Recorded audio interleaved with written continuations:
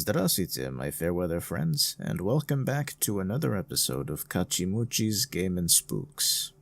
Today's featured creepypasta narration is Needs Work by Urkelbot666. Urkelbot666 is also the author of the creepypasta My Buddy Sandman, one of the earlier ones I narrated. Someday I intend to remaster all of my creepypasta narrations, and I'll be sure to give him credit then too. Today's creepypasta surrounds events that I believe we can all relate to at one point in our life or another. It is about a boy who labors over a certain body of work that he believes is criticized unfairly. After this criticism is heaped upon him in droves, he feels he has no other choice but to set out in search of revenge. How thin is the line between criticism and bullying? Well, there is only one way to find out. And so, without any further ado, let us begin Needs Work by Urkelbot666. Posted 4 October 2014, 11:59 p.m. by Jeff's buddy. Wow, did you even get out of middle school? If you did, please tell me where you went so I can go there and kill your English teacher. Posted 5 October 2014, 12:14 a.m. by Mermanth316. 0 out of 10, and that's being generous. Posted 5 October 2014, 12:19 a.m. by X Martian X. 666 pentagrams, geysers of blood, killer magically appears places. Cliche creepypasta is cliche. Oh, and to top it all off, a skeleton. A fucking skeleton actually pops out. Are you retarded or a troll? Doesn't matter. Please don't grace our site with your writing anymore. Can't believe this hasn't been deleted yet. Posted 5 October 2014, 12:28 a.m. by Hitalia214. Okay, I've read some bad pastas before, but this is one of the worst. This has virtually no build-up, the main character does things seemingly at random with no motivation, the blood and gore is cranked up to 11, and the twist ending was so stupid I had it figured out 2 sentences in. Honestly, this is more funny than it is scary. I really hope that this is supposed to be a troll pasta. Response to Hitalia214. Posted 5 October 2014, 1:26 a.m. by Dark Tony 12. Why every time I post a pasta you guys say it's shit? Well, guess what? I fucking quit and you're gonna be sorry. This site sucks anyway. You say I can't write, but I'm trying to get better and you just delete it anyways. I'm gone. See you later, dicks. Ha ha ha. See you in your nightmares. Response to Dark Tony 12. Posted 5 October 2014, 9:49 a.m. by Mermanth316. Oh shit, be careful guys, Dark Tony is going to get us all in our sleep, XD. Posted 5 October 2014, 11:12 a.m. by Hitalia214. Enjoy your ban, Tony. Locked. Thread closed. Tony Sampson was rather large for a boy the age of 13. Well, he would be 13 in 6 weeks anyway, but that was close enough. And he was close to, if not actually the tallest kid in the entire 6th grade class. At 5 feet and 9 inches, he towered over his schoolmates, and a few of his teachers.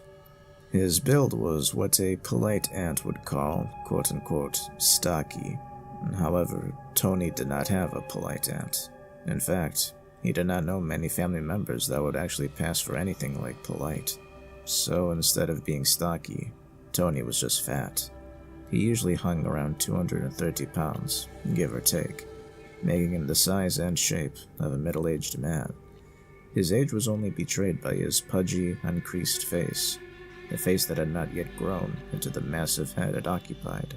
With some conditioning and training, young Tony could have been quite the high school football or wrestling star. But physical activity was not of much interest to the boy. He preferred to spend his time reading trashy murder novels from Goodwill and playing first-person style shooting games. These pursuits did not leave much time for school study, and although he was not necessarily a smart boy, Tony wasn't dumb either. Quiet, sometimes to a fault, but not dumb. Sometimes, late at night, when attentive parents would try to be sure their children were fast asleep, if there were no pulp murder mysteries or horror tales to read, Anthony would search the internet for works of short fiction to fill his brain with nasty images. He would often visit a certain internet forum where amateur writers could post short horror fiction stories for writing and critique. He read many stories and creepypastas there, which greatly pleased him.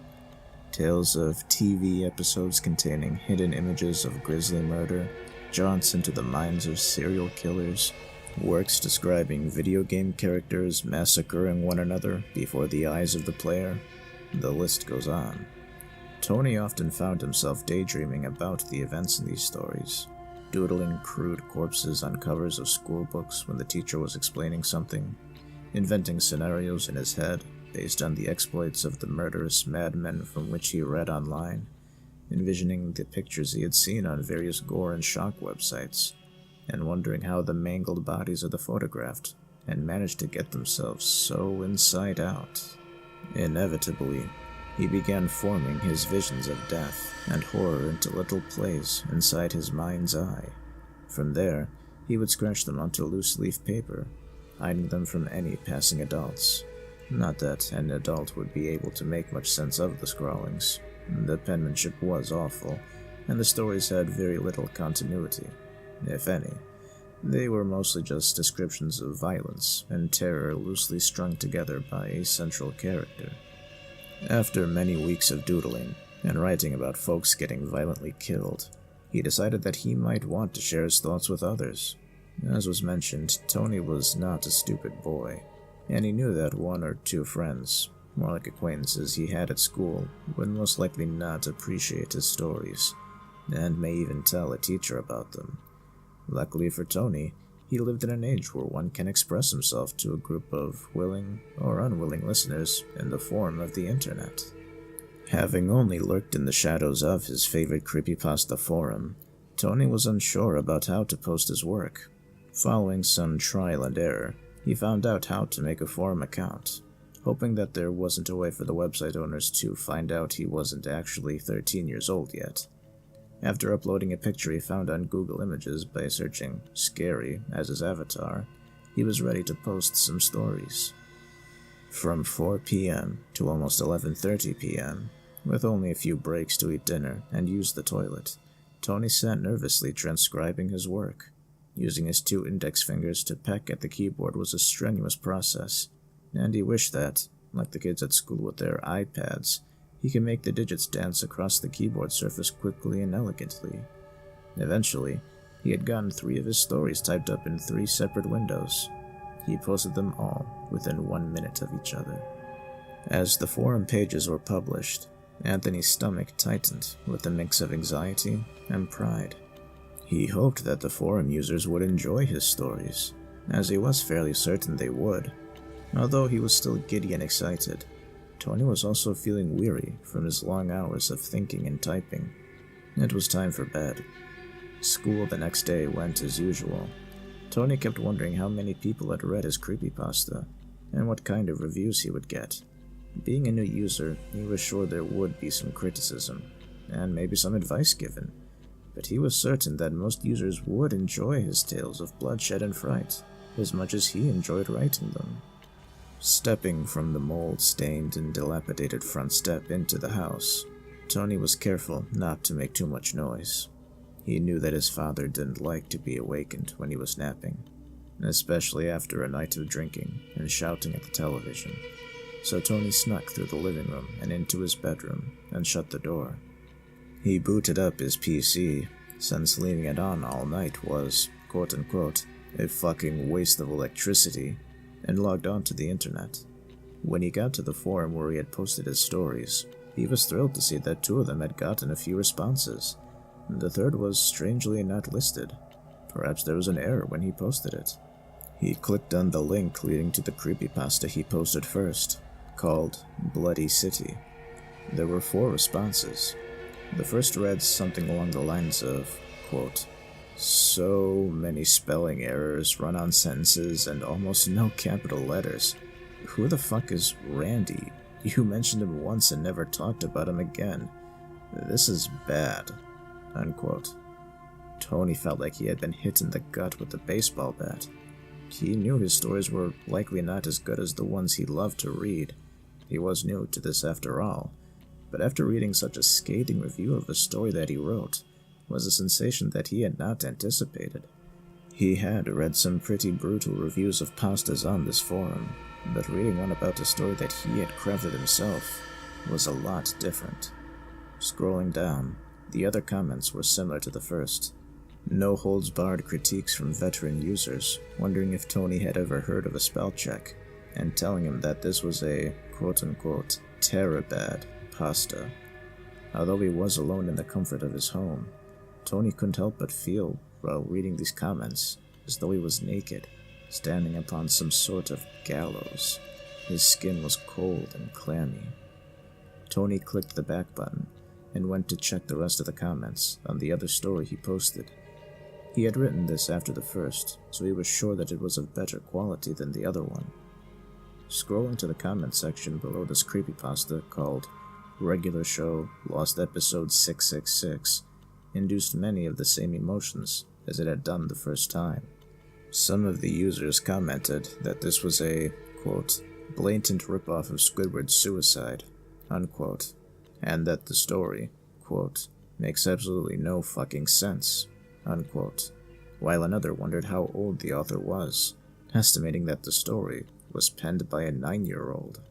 While reading the comments and reviews of this creepypasta, Tony learned what had happened to the third story he posted, The Pentagram Man.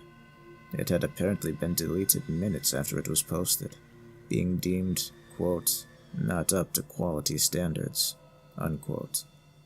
Each of his posts had been tagged with one 2-word phrase at the bottom of the page. Needs work. After a while, Tony was able to compose himself. He decided that he would try again tonight, even harder than the first time. He shuffled through some of his notebooks and chose another 2 stories to type up, The Executioner and Pokemon Hell Red. Once again, he spent the next several hours pecking away at his computer keyboard. Time passed quickly, and within a few hours, he had 2 more stories up and posted to the forum. The next day after school, he did the same as the day before. He logged on to his favorite website to view all the comments he had gotten on his story. He was sure he'd be congratulated that the quality of his creepypastas had gone up, and that they were now very good.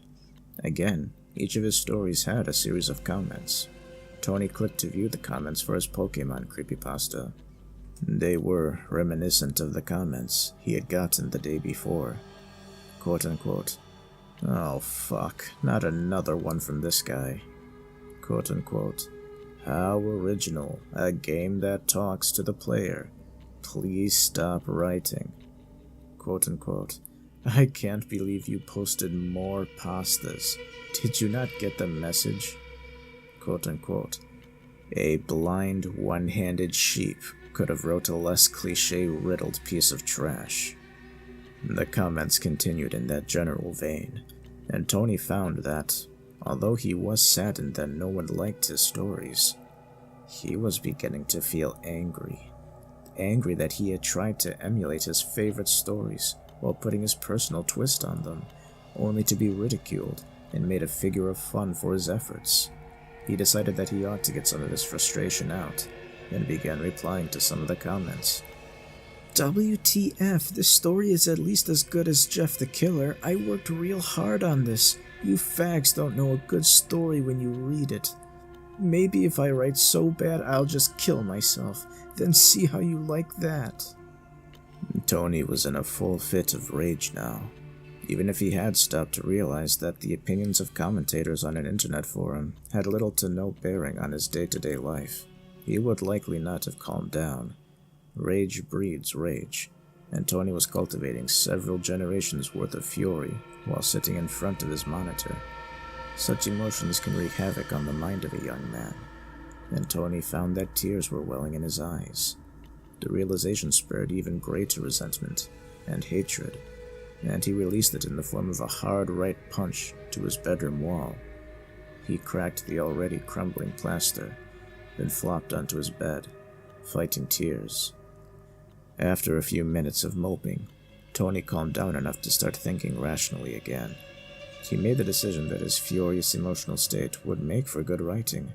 He sat back at his computer and started madly typing with 2 fingers, this time making the story up on the spot. He wrote the story of a teenager named Tony the Slasher, who hunts down a bully and slices his face off, after doing all sorts of other unsavory things to the bully and his family. He tried to include as much detail as he could that would please the forum users. When the clock was about to strike midnight, Tony had finished his mad writing spree and was giggling to himself as he copied the text into a new forum topic page. He signed his work and published the page with a toothy grin on his face. This time the work had not exhausted him, and he was in no mood to sleep.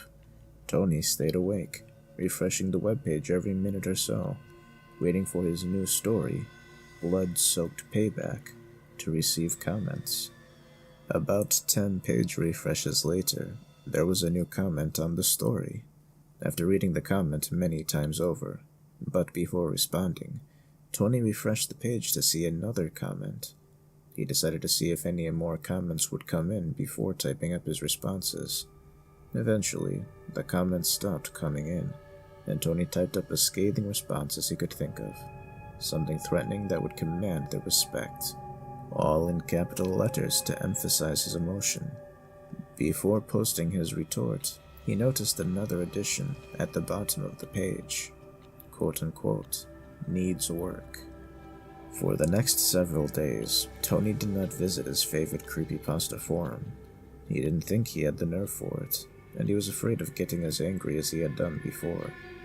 But in the back of his mind, a tiny pilot light was burning, waiting for the main to ignite it into blazing glory. After a while, Tony started visiting other Creepypasta forums, not posting any stories, just reading, and he witnessed an exchange of comments which intrigued him. A user was spamming links to another forum, and was subsequently banned. The moderator also posted something in the banned user's page, stating, quote-unquote, oh, and I banned your other 6 accounts too. Try a different IP next time. This seemingly inconsequential bit of text got Tony thinking. He did some research on IP addresses, and found out a little bit about them, how they can sometimes lead to finding out the actual place of origin of a connection. Through a little digging, he was able to download a few cracked applications that could track an IP fairly accurately, as long as it wasn't being used remotely. As was mentioned before, the boy was not stupid. He realized that if he was a forum moderator, he could find out where the users who were such assholes to him lived. Then he could scare them good. But that was just a fantasy.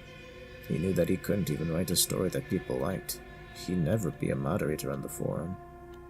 Eventually, after some time, Tony returned to the forum where he had posted his work. It was, after all, his favorite place to read creepypastas. When he loaded up the main page, he saw a thread titled, quote-unquote, worst pastas of all time. Without much thought, he clicked the link, and was brought to a list of 10 or so pasta titles with short descriptions. He was somewhat shocked to see that 3 of the stories he had written himself made up the list. Pokemon Hell Red was number 8, The Pentagram Man was number 5, and at number 1 was none other than Blood-Soaked Payback. The post read as follows. Posted 18 October 2014, 4:28 p.m. by Mermanth316. Quote, Blood-soaked payback is what happens when a 10-year-old primary school dropout gets a butthurt level over 9,000 and decides to vent his rage at the only people willing to tell him the facts about his piss-poor writing. This is the one I said could be trumped by a one-handed sheep, if you'll remember. I still can't tell if the author is a grade-A troll or a basement-dwelling, cod-playing preteen fuck. For the purposes of this list, I chose the latter. If inane gore laced with terrible and unintentionally hilarious dialogue, combined with myriad of grammar/spelling mistakes and a plot that borders on unintelligible, sounds like something you'd be into, this one is a must-read. Extra bonus points for including a super spooky skeleton. Holy shit. Unquote. Tony read this all with gritted teeth. All he had ever wanted to do was share some of his thoughts and ideas with like-minded creepypasta readers. All he wanted was to be told that he had written something scary or good. What could these people possibly want from him? He poured hours of his time and energy into writing a few horror fiction stories like the ones he loved. Maybe the spelling and grammar weren't perfect, but those aren't the point. Spelling mistakes and run-on sentences, missing capitals and lack of punctuation are things that a reader ought to be able to look past. Maybe the details of the story weren't entirely clear. Perhaps some things are skipped or glossed over. But the heart of the story still comes through. Something inside the young boy changed. Some kind of switch was thrown. It took all of his strength, but Tony kept himself from signing in and replying to the post. Instead, he began thinking about what he could actually do. This Mermanth316 user had cut him deeply, and Tony wanted to return the favor. He started thinking about IP addresses and tracking information. It couldn't be that hard to get, could it? Tony navigated the forum to find a listing of current administrators and moderators. There were about 24 active, and maybe half again who would not be logged on for months. If he could somehow hack into the profile of one of those dead admin pages, he was pretty sure he could get the IP addresses he was after. Following some searches and some reading about forum constants, he was able to find a simple program which would crack an alphanumeric password given enough time. Despite his rage, Tony was okay waiting a little bit for this. For the next few nights, he set up his serial cracking algorithm app to try passwords for a few hours. He left the computer on with the monitor shut off. He didn't care about wasting the fucking electricity. One morning after brushing his teeth, Tony checked the computer, like he now did every morning. He found that the screen was different, and that he was looking at the front page of the Creepypasta forum. But it didn't look the way he remembered. He saw in the corner of the page that the avatar wasn't his, and there were several buttons along the top of the page, reading things like ban user, delete thread, report user, and also one which read IP check. He grinned and clapped his hands over his minty mouth. Throughout school, he could barely pay attention to anything that the teachers were saying. He didn't really listen all that well anyway. But today, this was even more true.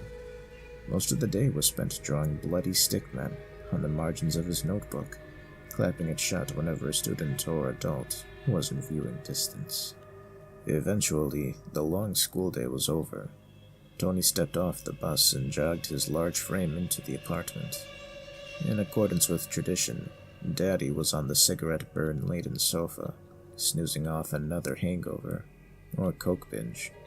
Tony raced to his bedroom and flicked his monitor on. It was time to do some work. The administrator that the serial cracker had been able to log in was named Soggy_Lay_Biscuit. Were Tony a few years older and knew what the reference meant, he probably would have been either amused or disgusted. As it was, he was 12, and the name meant nothing to him except an opportunity for revenge. He quickly clicked the IP check tab without even thinking about it too much. He selected the user, mermanth316, and was prompted to enter a reason for the IP check. This was not anticipated, but Tony just decided to enter, quote-unquote, possible alternate accounts, as it seemed feasible. Without too much trouble, he obtained an 11-digit number. Then name and location entered by the user, mermanth316, aka Devin T., Pennsylvania, US. Also where Tony's older brother happened to live, and a place to start. Tony did some Google searches and bounced around on some forums learning how to read the thing and what it meant. It turned out that the address likely did lead back to Pennsylvania and the greater Scranton area.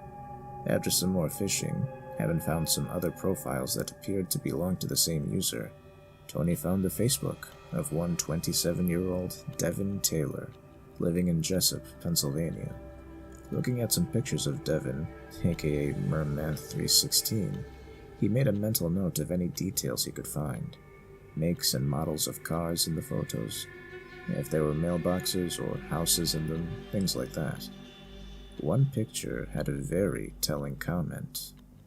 It was a picture of Mr. mermanth316 looking glassy-eyed at a bar. The caption read, quote, "Gotta love having your favorite pub 2 doors down.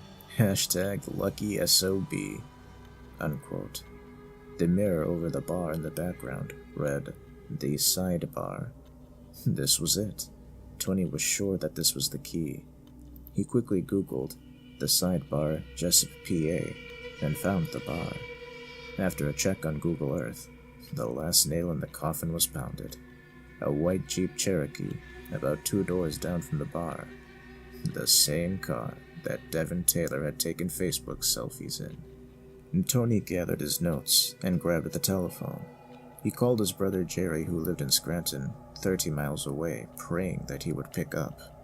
He did, and Tony told him that their dad was having some people over, and that he thought a fight might be about to break out. Jerry let out a disgusting-sounded sigh, and said that he would pick him up after he got out of work in an hour. And Tony said that was fine. After hanging up the phone and leaving a note for his father, quote, "Dad, went to Jerry's, back sometime. Tony," unquote. He sat on the front stoop, fully content to wait the few hours to be picked up by his brother. When that time came, Tony jogged over to the car before it had stopped moving and quickly hopped in as soon as it was unlocked. "It's okay now," began Tony, "but they might start arguing again." Jerry assured him that it was okay for him to stay the night at the house.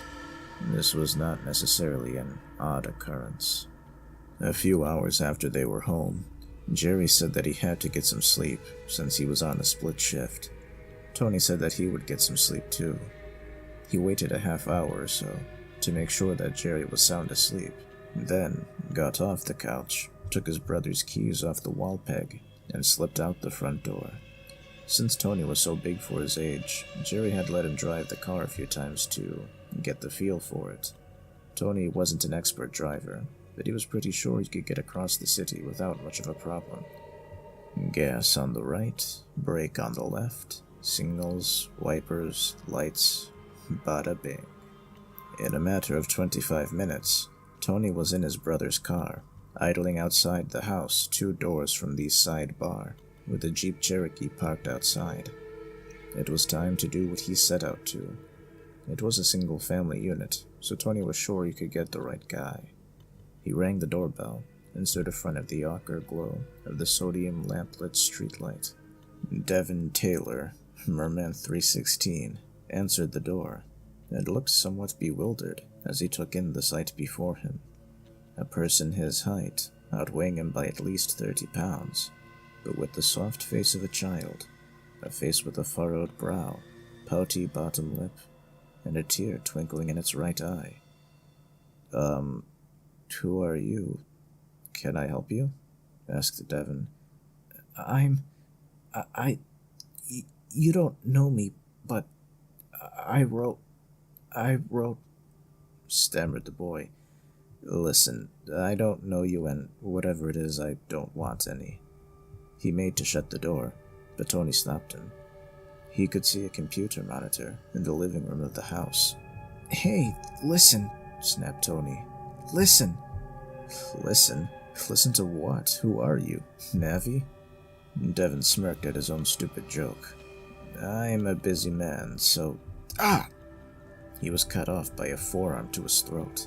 Tony pushed the man twice his age into the house and slammed the door behind him. I'm Dark Tony 12, Tony said, seething. And you're an asshole. It was the first time he had said this word aloud. He had heard it so many times, and said it inside his brain, and in writing. But vocalizing it had an empowering effect. Dark what? Who the fuck are you? Get the fuck out of my house, you lunatic! Devin had been knocked over when he was pushed into the house, and was struggling to regain his footing. You don't even know? You don't even remember? You said I wrote the worst creepypasta ever. Tears were welling in Tony's eyes now, but not tears of sadness or pain, but of seething, burning anger. There appeared to be a spark of realization in the face of Merman 316 now. Dark Tony 12? You don't... Suddenly, Devin smiled. You don't mean that troll from the Creepypasta forums? Oh man, kid, who put you up to this? He was chuckling now. Was it Kyle? That fucker. He was cut off again, but this time a bit less comfortably. Tony had kicked him as hard as he could between the legs. You cunt! Shouted Tony. In reality, he didn't know exactly what the word meant, only that it was pretty much the only thing his father said, and told him never to repeat. I put a ton of work into those stories. They were really good. He kicked the man in the face, leaving a boot-shaped mark on his cheek. Devin was unable to block the attack, his hands planted on his groin. That was just a stupid fucking internet post, you fucking psychopath. Get the fuck out of my house. Merman 316 also now had tears in his eyes. Leave me the fuck alone. How the fuck did you He was cut off from finishing by another boot to the face. Shut up! Shut up! Get away from me. Just go home and write more shitty creep. Devin realized what he was saying a bit too late, and was pounced upon by the large boy. Tony was clubbing away with meaty fists, adolescent bones still springy, enough not to risk a break. You motherfucker! Could a one-handed sheep beat the piss out of you like this? Huh? Tony emphasized each word of his sentence by pounding Devin's face. After he had run out of breath, he looked up from the face of the man who had caused him such pain. A face that was almost unrecognizable compared to how it had looked 10 minutes earlier. It now resembled, more or less, a pair of steaks with eyes, and teeth upon which a jar of strawberry syrup had exploded. As Tony looked up, his eyes met the webcam perched above Devin's flat panel monitor. For the first time since meeting his antagonist face to face, Tony was now smiling again. He dismounted the bloody and sobbing would-be critic and walked to the computer. He checked and saw that there were several internet tabs open. One of them was the Creepypasta forum, which had started all this trouble. He started giggling to himself, and clicked on Devin's profile page. He hovered the cursor over to the tab marked Share, and when the drop-down menu appeared, he scrolled and clicked the Stream button. Stream started. Aux record upload enabled. Tony squared himself up in the monitor and began addressing the forum at large. Hi there, Creepypasta readers. This is Dark Tony 12, broadcasting from the home of regular user and dickhead critic Merman 316, started Tony. He had a lot to say about my pastas. He said that they were too gory and didn't make any sense. Compared me to a farm animal. At this point, the 12-year-old turned around and grabbed Devin, lifting him up into view of the webcam by his hair. Say hello to Mermanth. Devin Taylor. Devin can only muster a weak. Not such a big mouth now, huh? Looking at the monitor, Tony saw that he was garnering some attention. There were a few messages appearing in the chat window. Dude, WTF, XD. Mer, I didn't know you were streaming today. Who is this goon? What the fuck happened to Mer? Seriously, what is going on here? Ellipses. Should we get a mod, or... You'll know soon, Tony replied in the chat. Anyone remember a story called Blood-Soaked Payback? He waited for chat replies. No? That shitpasta from a few weeks ago? Yeah, that was fucking awful. Tony looked away before he could read more. Yeah, it was that one. You all thought it was awful and too violent. Well, is this too violent for you? Tony held Devin's head up to the camera. Is this too bloody? He smashed his fist into Merman's face. Huh? Is this? Another punch. Tony threw Devin's face onto the keyboard and walked off in disgust. He looked to his right and saw a small kitchenette. He decided to walk in, started ripping drawers out, and found a cache of knives. He grabbed a few and walked back to the computer. He looked at the screen. Seriously, this is not funny. Who the fuck is that guy? Does anyone know where Manth lives, IRL? Dude, the fuck? Tony felt empowered by the frightened messages. He lifted a large serrated knife to the camera and grinned.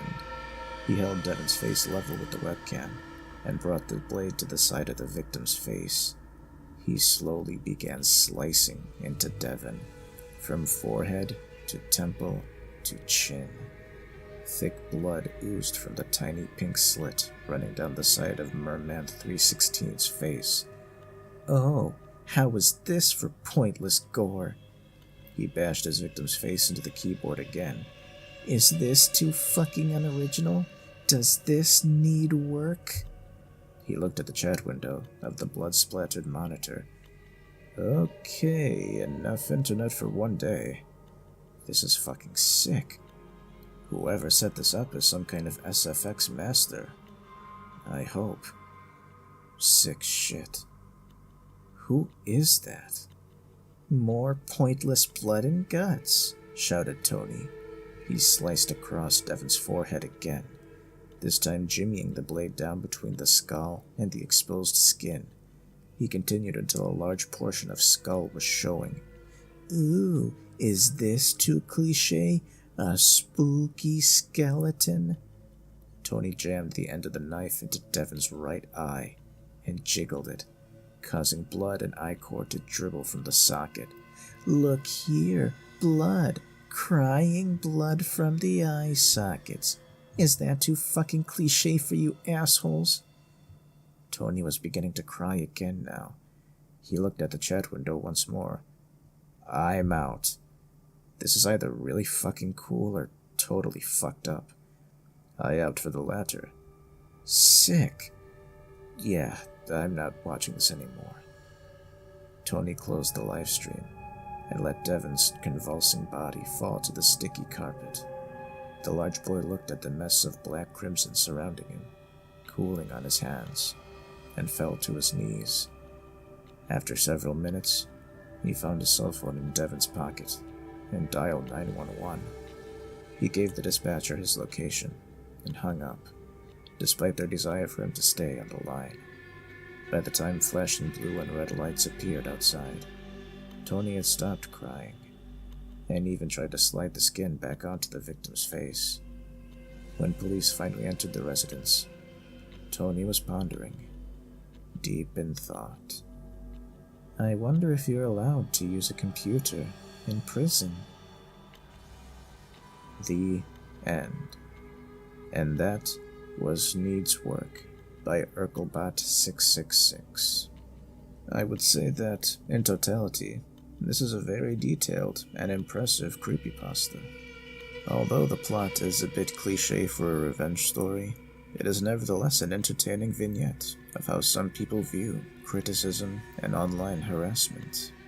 Considering how anonymous the internet is, people often feel free to criticize works of fiction or art as harshly and mercilessly as possible, never giving much thought as to how truly vulnerable they really are. In a world where lolcows and influencers are synonymous with modern entertainment, people never imagine that said figures also have similar means of locating their critics as the young boy in the story, and never truly know how desperate and reckless their targets of ridicule may become. This, of course, isn't to say that when anybody is faced with criticism, they should do what the 12-year-old boy did. But considering that online anonymous criticism is often very terrorizing as well as permanent, it isn't a far stretch of the imagination to imagine that someone somewhere could stoop to doing what the young man did in the story. Who knows? You yourself may one day either become the perpetrator or the victim, if one sinks to such a low level. I'm quite sure that, at least at one point in all of our lives, we have created something that was unique and dear to our hearts, but was seemingly unfairly criticized by many other people.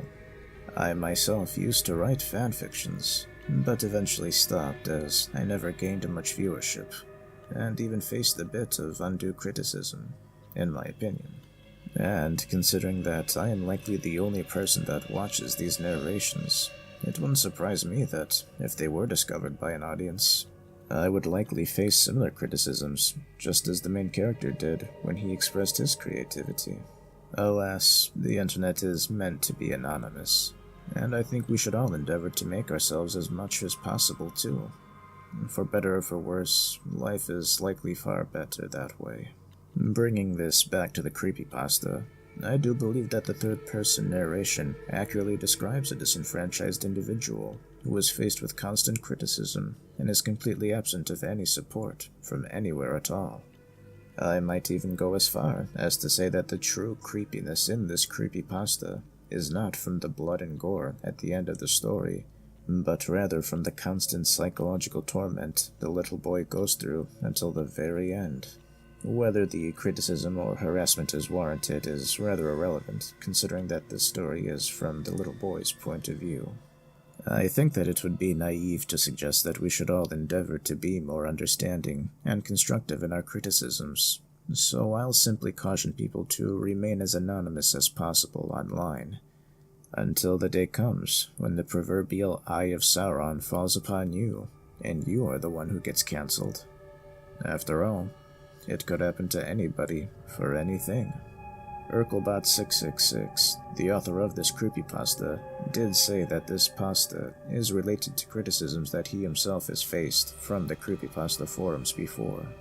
And considering the quality and volume of his work, chances are he receives a lot of criticism that is mostly undue and superfluous. I hope that by writing this creepypasta, he was able to cope with the unfortunate realities of creativity. After all, none of us have any bearing upon the opinions of others or their actions. Perhaps creativity truly is the only way to cope. Perhaps that's a lesson that the little boy from the story should have been taught as well. Thank you very much for watching or listening to this installment of Kachimuchi's Game and Spooks. Why not do us a kindness and leave a like, comment, or subscribe. Now, if you'll excuse me, I'm going to change the username which I use to criticize people with. Not that it matters, I never answer my door anyway. This has been Kachimuchi, and that's about all I have to say about that. Farewell.